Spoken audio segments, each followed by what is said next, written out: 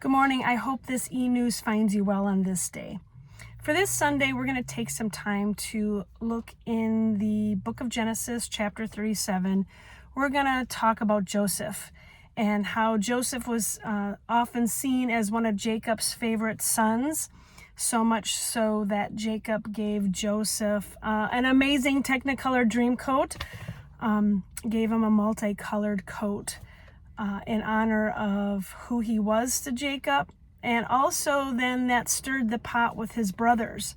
His brothers became increasingly jealous of Joseph because of the level of favoritism that was expressed by Jacob. What I find fascinating about this text, though, is that there's a great deal of hurt in this passage.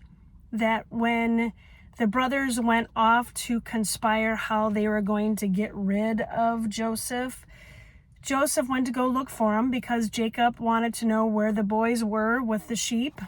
And so Joseph went to go look for his brothers. And when they when Joseph found his brothers, they stripped him down and threw him in a pit and were planning to kill him. And then Reuben, out of a last-minute moment of remorse, said, no, we shouldn't do that. Let's just sell him. And so that's what they did. They made a deal with the Ishmaelites, and Joseph then was enslaved and sent to Egypt. There, as we know how the story continues, he is befriended by Pharaoh. Because of his dreams, he was able to help Pharaoh out in moments of great need, especially in assisting him to ensure that the people had enough to eat for an upcoming famine. And Joseph was able to do pretty well for himself, whereas Joseph's brothers back in the land of Canaan were not doing so well because of the famine that had spread across the land. There's suffering in this passage. There is hurt. And God is in the midst of all of that. And it could be construed that, well, God must have a plan. This is what was supposed to happen. And I think sometimes we use that sense of logic as an easy way to just not have to think about or come to terms with the fact that God was in the midst of the suffering. God didn't cause the suffering, because I don't think God wanted Joseph to be stripped down and sold. I don't think God wanted people to be hurt. And it's also then holding Joseph's brothers accountable for their action. And what's also quite amazing in this story is that later on, if you continue on in the story, the brothers eventually recognize Joseph, and Joseph recognizes his brothers, and they were able to come to terms with what happened.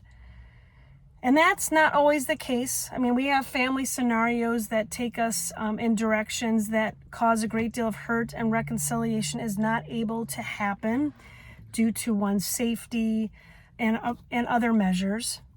But in this passage, it tells us a level of resiliency that God's just not there and done. God doesn't cause the suffering or make it all better and then done. God is throughout the story, in the pit with Joseph, in the conversations with Joseph's brothers as they're conspiring, on the other side when Joseph assists his brothers and there is enough to eat for all. God's story of love and redemption and how we can continue to be whole and work towards wholeness is woven throughout this passage, much like many of the passages in Scripture. And though it's difficult to read, to move through, to think about, to often even pray about, because sometimes we just want the quick answers. So on this day, as I bring all this to you in my car, as I'm bopping back and forth to various places, I was thinking about how difficult it is to live with God sometimes. It's difficult to be a person of faith that has to hold all of this and wonder, God, where are you in the midst of it? Well, God hasn't gone anywhere. Sometimes we just aren't listening. So, my friends, on this day, with all that you are holding, may you find moments in your car. May you find moments at your kitchen table. May you have moments where you can just take a moment of pause to wonder where God is and to deeply listen and breathe in God's warm and loving embrace. And sometimes it's just the rays of the sun that we just need to be mindful that God is with us as we move through whatever we're moving through.